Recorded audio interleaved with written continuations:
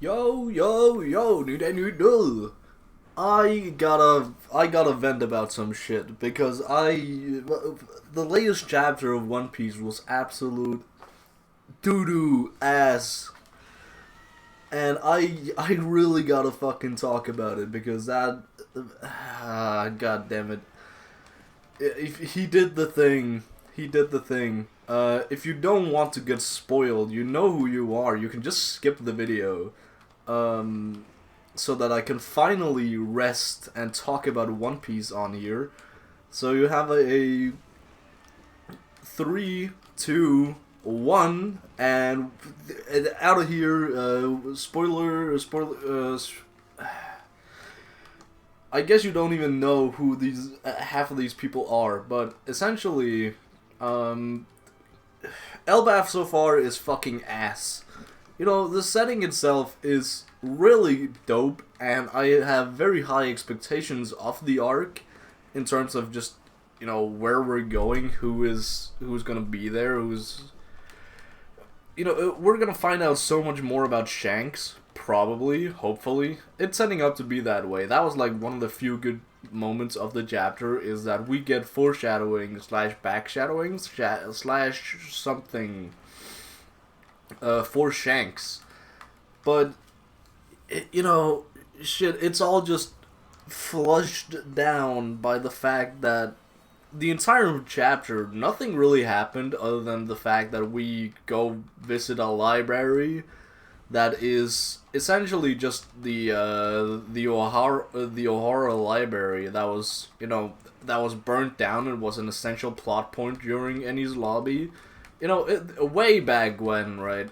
And even then, it was in a flashback, so it's a good fucking while ago.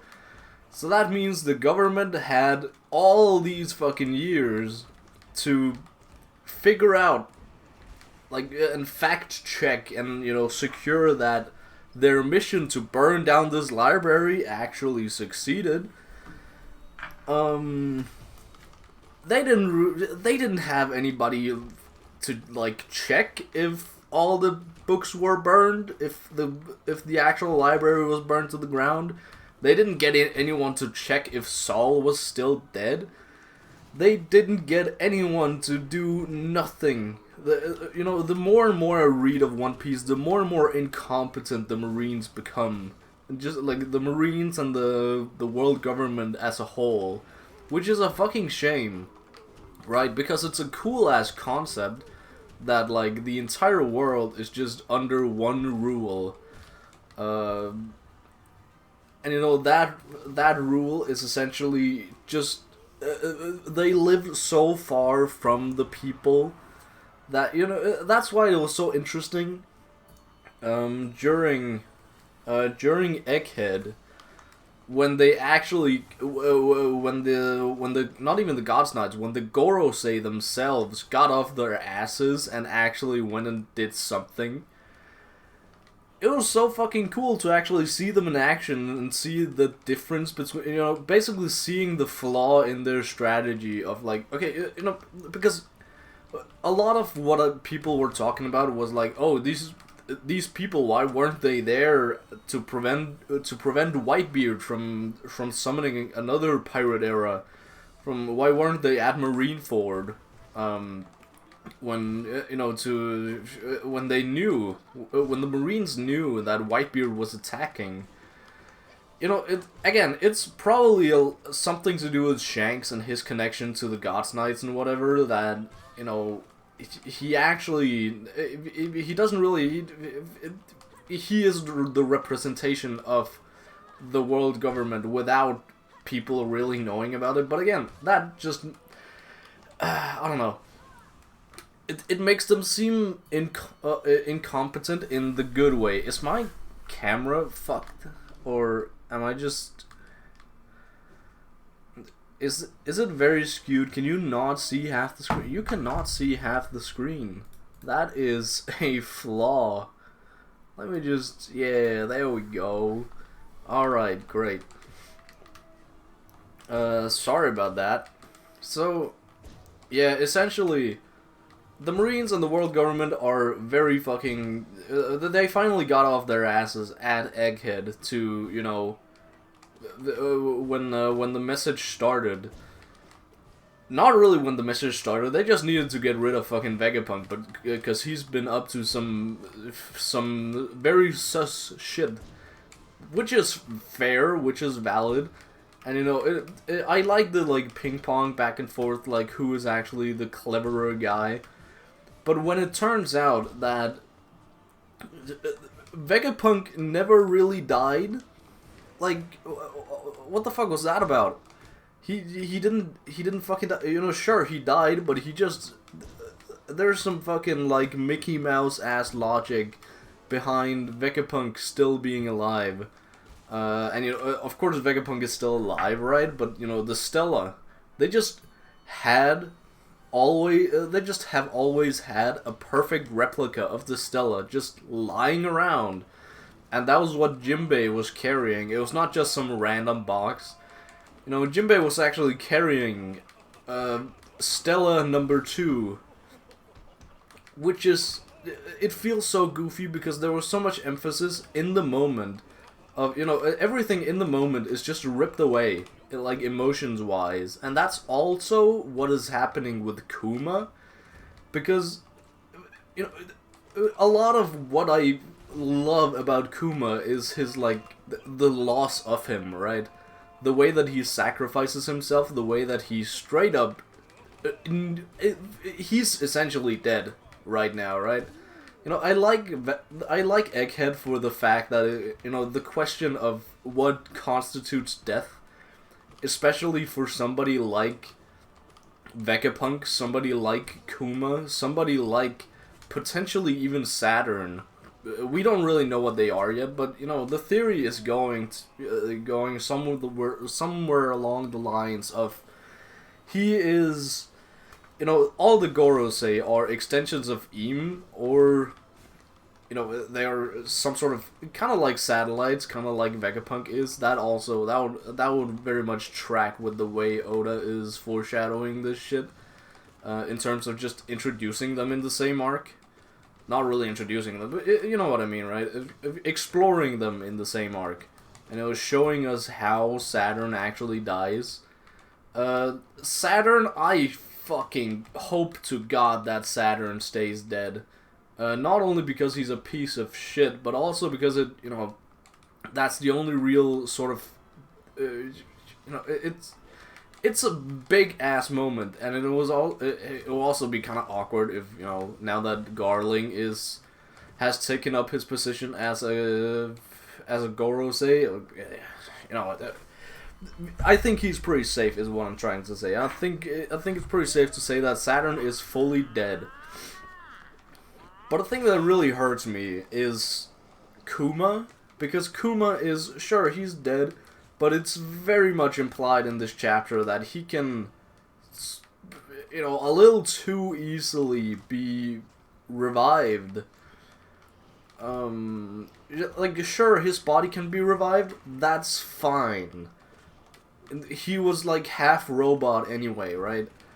That's fine, I don't have a problem with that, but it's very much implying that Kuma's memories is somewhere, and they are gonna be restored into him. And that's what I fucking hate. That's I can't even glaze One Piece anymore because of this shit. It's absolute ass writing if it actually ends up happening. There's still the, like, saving grace of, oh, this is the plan, right? And then it's gonna be even more of a gut punch if that, like, the final fucking Hail Mary of trying to save Kuma, if even that doesn't work, then we are cooked, right? That would be, like, a 180 for me. That would be absolute peak writing, right? But for now, I don't know. The track record is not looking great in terms of me trusting Oda right now. It is not looking good. He's been doing some questionable stuff for a long while. You know, he's always had a problem with with the deathing characters, with killing off his characters, right? But it's kind of like, you know, he does the emotional impact moments, and then he just pulls the rug right out from under you, and just says, nah, Kinemon is alive, fucking Pell is alive, it all comes back to Pell. The curse of P, right? So, what the fuck was that?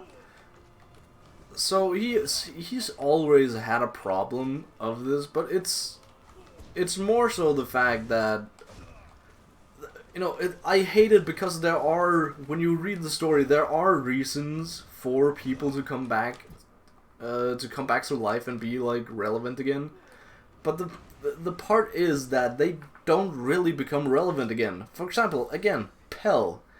When the fuck was Pell relevant? When did Pell, since Alabasta, when did Pell ever do anything that his buddy, the Chackle guy, could not have done on his own? Nothing. Absolutely nothing. He went to the Reverie as a bodyguard for King Cobra. He did not do well. Let's just say that. And, you know, the same goes over and over and over again for so many different characters. And, you know, essentially the only ones who are safe to kill are the ones in flashbacks. For example, Ginny as a recent as a recent example. But also as a recent example is Saul. Again, Saul, who is just confirmed to be alive again. And, you know, I'm not too mad about Saul being alive. It's more, again, the thing that's hitting me the hardest is Kuma. Kuma still, you know, being implied to be potentially alive at some point. It just pisses me off because it takes away the impact of death in the series. Like, nothing means anything anymore. You know, you're telling me the entirety of Egghead, what made it so great was that these massive players are dying left and right. Vegapunk is dead, Kuma is essentially dead, Saturn is fucking dead, the CP agents, some of the important ones are, you know, for example, what's her name? Lucy? No, not Lucy. I'm thinking of Lucy Steele from Steel Ball Run. Goddammit, the vampire goth girl, right? Where is she? I don't know. Not to say that she's a massive player, right? But, you know, you know, again, when we even look outside of that, Kid and Law are also, you know, they have a way higher potential to be alive because, you know, they are supernovas. At least Law. I would not be mad if Kid was actually dead and gone. As bad as that sounds. But I mean, he's served his purpose, right? I would like to see him in Elbaf, like, interacting with the Giants, because he took down Big Mom. And they, you know, they've already mentioned that they have a certain respect for Luffy, because he helped take down Big Mom, right? So they would have the same respect for Kid. But how is that flipped when they know when they get the information that he pulled up to one-on-one Shanks and failed miserably, by the way? But, you know, that's besides the point. Like, what are the Giants' reactions gonna be just in general, right? It's, I don't know. There's a lot of stuff going on that doesn't really, you know, there's a lot of deaths that are questionable, and they're not really confirmed. The only two confirmed deaths we have, I'm pretty sure, are fucking, you know, Whitebeard and Ace. Spoiler, I guess. they are the only confirmed ones, and then, you know, of course, flashback ones, that doesn't really count. For example, Ginny, for example, like Odin, there's a lot of those, which also makes it so surprising that he pulls out one from a flashback, from Robin's flashback, and says that, hey, yeah, Saul is still alive. Remember Ohara? Remember Remember Ohara?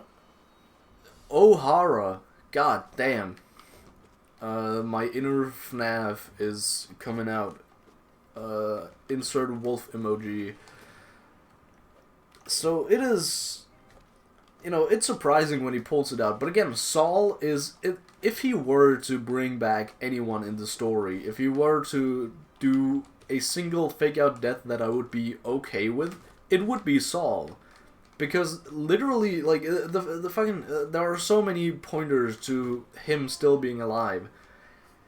Kusan froze him in a move called Ice Time Capsule. He was frozen in ice on a fucking burning island. You know, there's a good amount of things going on here, but what I don't like about Saul, you know, so far, I like Saul. I really love the interactions we have right now between him and Robin, because they finally get a fucking reunion. Thank God. But, you know, the books on Ohara should have been burned. And that is, I don't think that should be a hot take at all. Essentially, the entire flashback of Ohara is also kinda negated from this. You know, of course, the Ohara flashback was just to show Robin's backstory and, you know, where she's coming from and why she's being hunted by the world government, which all makes perfect sense. And it's still pretty good. It still, you know, affected her because in her mind, Saul was dead. And that's not a problem. That's not my problem here. The problem is more so the Ohara scholars and their work. And again, we're circling way back to just the world government in general and the Marines and whatever. They are being so incompetent. Like, I don't even know where to begin. Like they froze one of their vice admirals. Vice admiral. That is the highest rank that somebody could, you know, reasonably get. Of course, there are admiral and, you know, fleet admiral, but those are 4 positions in total at all times. So realistically, vice admiral is the highest rank. One of their vice admirals in Saul. Goddamn, physics is really physicking right now. Shit. Okay. Goddamn. Shit. Help me. Fucking hell. One of their vice admirals in Saul was frozen, was dead. I don't know if Kusan went. Okay, fuck. I hate fucking Marmu. Shit. They didn't even go back to check on him. Like, even if Kusan said that, oh, he was a traitor, I dealt with him. Just leave him there to burn. Like, nobody went to check on him? It just seems a bit scuffed. That nobody came to check up on him and saw that, oh, Saul is no longer where you said he was, and all the books are in a lake, and there are some giants here, and everything is looking just a teeny tiny bit suspicious. Like, there are so many red flags going on in my head of just from the latest chapters alone. Fuck, man, I can't keep defending One Piece like this. The latest chapter was fucking ass. That's all I gotta say. I will Yeah, I'm heading out. Peace.